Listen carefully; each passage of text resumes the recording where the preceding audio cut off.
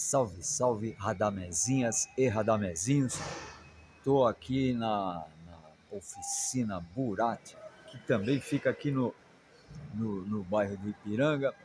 Muito gentilmente deixaram este velhote rabugento sentar aqui no seu rabichó de parafuso de saca-rolha e para que eu possa comentar uma, uma postagem que a minha amiga de Minas Gerais, Cris Cavalieri, que agora está se aprimorando nas artes do samba, saiu numa escola de samba lá de Minas do Carnaval e como tudo que ela faz, né?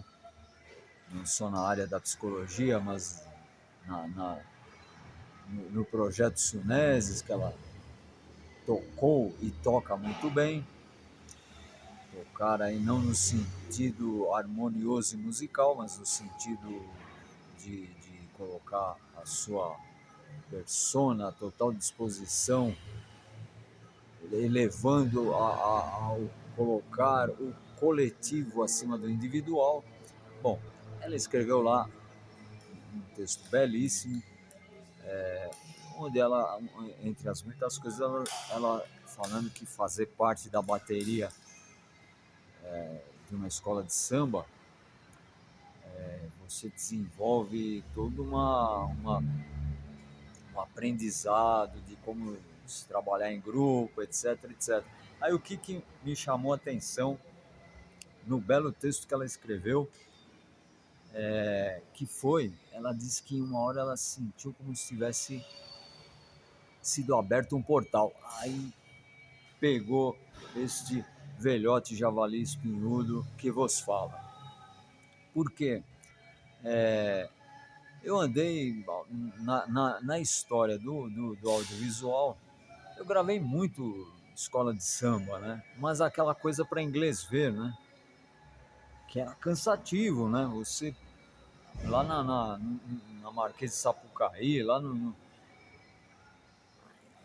a gente ficou lá uma semana de lobisomem, né? Porque teve um acordo com o hotel, então a gente chegava e tinha um café da manhã que eles guardavam pra gente o café da manhã normal e a gente chegava meio-dia, 1 da tarde, comia lá ovos mexidos, aquela desgrameira de sempre de hotel, apesar que era um hotel de excelente qualidade, mas a comida não era aquela comida adequada, né? E aí todo mundo acordava às 6 da tarde, né? Tomava banho e pumba, ia pra avenida, aí ficava a noite inteira, viramos lobisomem, mais pra vampiro do que lobisomem, né? Todo mundo. Já naquela época, eu tô falando de 1989, já naquela época, apesar da cerveja, das mulheres lindas, não sei o que, e daquilo, eu percebia que tinha uma coisa diferente naquilo tudo. Mas a responsabilidade na época eu tava como o cara do áudio, o Edgar Luqueta, que ainda está na ativa, né? Acho que agora ele está na TV Record, um baita cinegrafista, baita diretor de fotografia, um amigo que eu conheço desde sei lá quando, desde 1979. Ele me botou nesse mundo aí do audiovisual, né? Agradeço isso a ele. Não dava para ficar, sabe, com eu já nessa época eu tava nesse mundinho aí de extraterrestre, mas ficava na encolha, né? Porque falava, abria muito a boca, ia levar pedrada, né? Então, aí não dava a voracidade do trabalho que está envolvido em você fazendo correr para lá e para cá e grava entrevista. Aí pega a Marina Lima. Marina Lima era a grande musa daquela época, assim. Aconteceu até uma passagem interessante com ela. Um outro momento aí eu conto sobre isso. corre atrás da Marina Lima, olha a Alcione, eu não sei o que, todo mundo era entrevistável, né? Todo mundo ali era muito importante para esse contexto carnavalesco, né? Então não dava para eu ficar muito com as ferramentas sensitivas funcionando ali, porque é peso, era numa época que o gravador eu ficava acoplado com o cinegrafista num multicabo, né? Um multicabo com 14, 21 pinos, cada pino passava uma informação, além som, imagem, tudo, né? É, o osciloscópio do vídeo e tal, tudo passava por esse multicabo.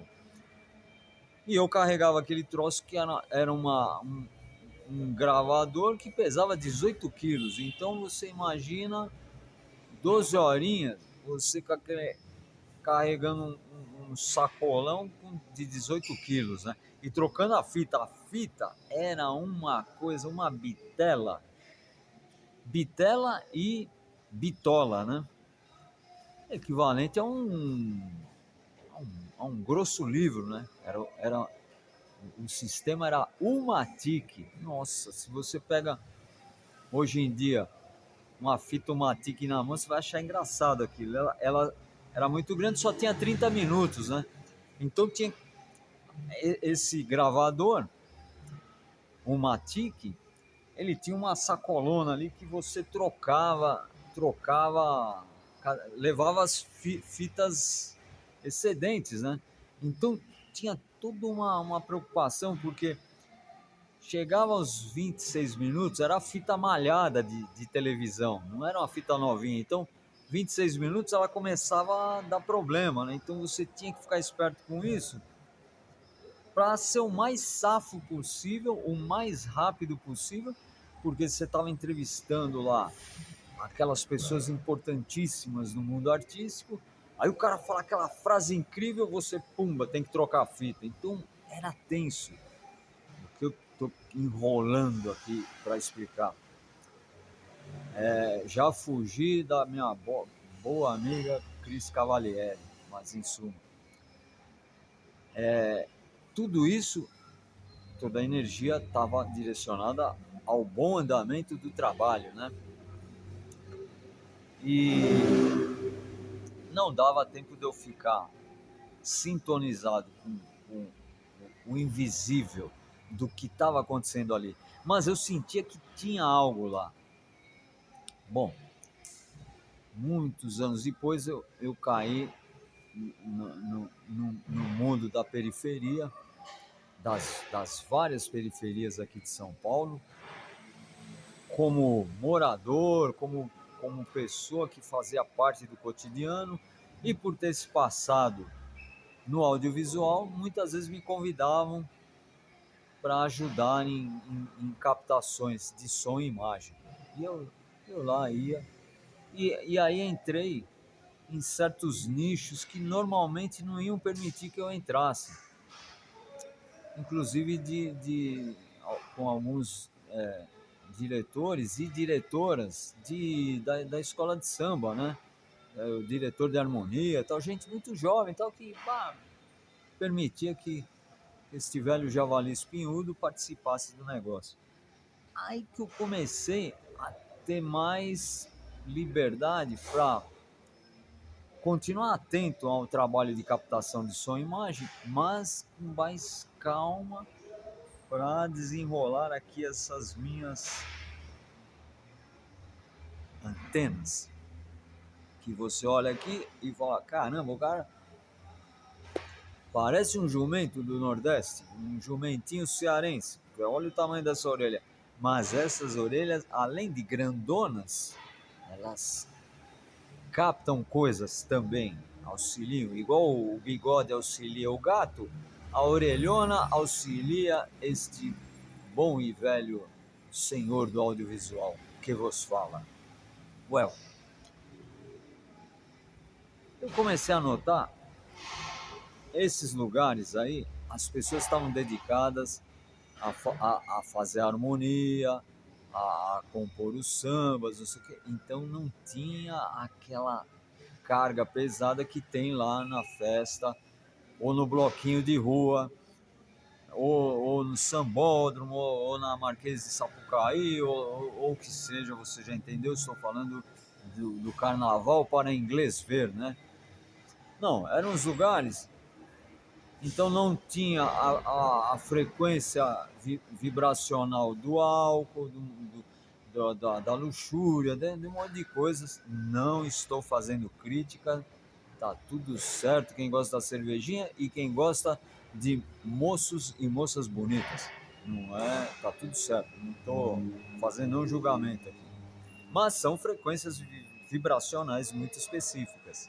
Pois, aí eu via que tinha à esquerda um determinado tipo de objeto, à direita outro, é, o, a bandeira da escola de um jeito, uma coisa ritualística que me remetia, na minha ignorância, a, a uma geometria proposital, quiçá, talvez, de religiões afrodescendentes. Estou indo longe, estou sendo ousado e indo longe. E aí eu entendi que o samba realmente tem fundamento, não só pela questão de que determinado tipo de batida remete a alguma tribo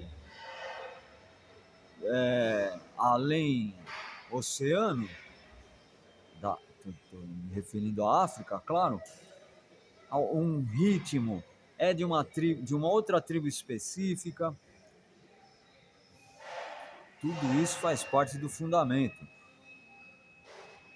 E aí você vai ter essa parte antropológica, sociológica, histórica, mas eu disso aí não tenho a menor ousadia de entrar nessa senda. Mas aí, no momento que eu tô lá calmo, a câmera parada no tripé, e aí eu comecei a fazer aquilo que eu sei fazer também, né? Que é fechar um olho, respiração, visualização, me conectar com o egrégora do que estava acontecendo ali. E aí eu saquei, isso é minha opinião parcial e limitada, mas eu saquei que tem um fundamento no invisível também. Então eu entendi que aquilo tem uma egrégora, aquilo tem uma energia, essa energia ela está sendo, esta energia está sendo administrada por outros seres. Aí o que vier aí pela frente pode ser especulação. Que seres são esses? Do universo paralelo, da dimensão X? Eu não vou ousar entrar nessa senda. Mas eu saquei essa mesma coisa o belo texto, belo e inteligente, né? Que a Cris escreveu e que o que ela escreveu lá. Pô, eu vi um portal sendo aberto, me deu o clique de eu estar aqui e torturando vocês com essa pataquaiada toda, que é o que eu sempre faço, com muito orgulho e ao mesmo tempo humildade. Pois, aí eu comecei a pensar nessa figura do Exu, que os evangélicos, o cristianismo reduziu esse ser. O Exu Café é um negócio. Ai, pronto, é o satanismo. Entrou. Vamos botar a musiquinha tenebrosa, é, as legendas em inglês que falam um monte de bobagem lá. Ai, pronto, virou o satanismo. Balela, balela. Este ser, conhecido como Exu, é um CEO dos caminhos, né? das encruzilhadas. Olha, eu posso estar falando um monte de bobagem aqui e devo estar falando, mas foi o que eu captei, foi o que eu percebi com a intuição, distendendo o pouco que sei fazer nesse universo, nessa Twilight Zone, né? Nessa zona crepuscular entre o visível e o invisível. É isso mesmo? Eu não sei, não sei. Tô, como todo mundo, prospectando, tentando aprender, tentando ficar um pouco maior, né? Um pouco maior como pessoa e talvez até adquirir algum ganho intelectual, algum ganho de lógica, de raciocínio. Em suma, é isso que eu queria fazer e, e agradecer por ter tido a oportunidade de ver essa postagem da Cris Cavaliera e ler aquele texto bacana que ela escreveu, porque eu linkei ele. O que ela escreveu agora desse carnaval que ela passou essa experiência que realmente foi incrível, porque ela saiu numa escola de. Eu vou cometer o grande pecado, depois eu vou botar no comentário. Eu não lembro o nome da escola de samba lá de Belo Horizonte, Vila Cidade Jardim, não tenho certeza. Depois eu vou lá olhar de novo no texto dela e eu acho até que eles ganharam lá, é uma escola famosa lá. Eu sou uma nulidade com desfile, com Copa do Mundo, com Fórmula 1. Não é minha praia, não. Eu passo vergonha nessa hora aí. Mas eu linkei as experiências que eu tive em 1989 e as experiências que eu tive há uns 12 anos atrás, fuçando nesses lugares aí, redutos de sambistas, que tal, muitos deles desconhecidos porque estão num nicho de periferia e, em suma, fica por isso mesmo. Eu acabei de fazer uma brincadeira lá no Instagram.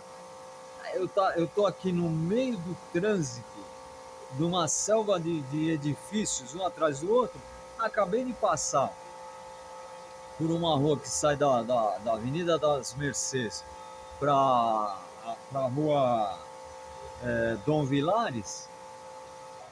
Tinha cabra, tinha um gato dormindo em cima do cachorro, tinha um casal de galinha garnizé com os pontinhos, tinha um casal de galo e galinha legorne lá, aquela mais parrudão, com os franguinhos, cabrito, caramba, quatro, um cara colhendo mandioca, uma bananeira com bananeira, goiabeira com goiaba. Você anda 30 metros e tá num lugar que você, é igual o desenho do Pica-Pau, você põe a mão, o carro passa por cima. Então, a cidade é misteriosa. Obrigado, radamezinhas e radamezinhos. Um grande abraço.